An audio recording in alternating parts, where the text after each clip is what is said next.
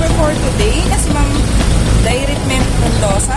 So may mga dala po tayong mga surprise gifts. May dala po tayong 2 feet bear, cake, bouquet of red roses. Pinaka-special pong matatanggap ni Ma'am ay ang message of love. Galing po kay sender.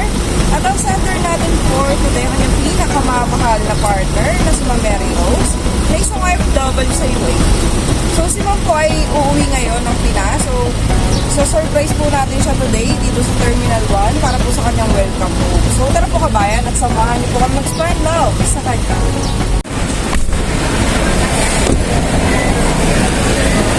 Mabilisan lang po.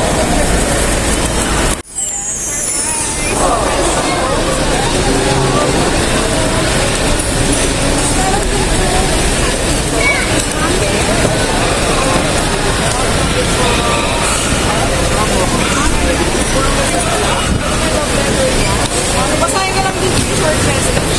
Tapos po, sabi ko,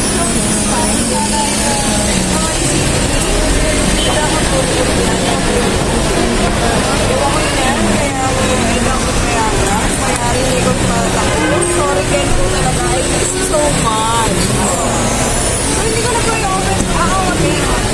Pero may destination din po ako sa vlog. So, ano pong message niyo po sa kanya? Nakikinig po sa mga. So, ayun po. So, welcome po po. Sana po nabasaya po namin yung pag-uwi sa Pilipinas. Ayan. So, thank you po.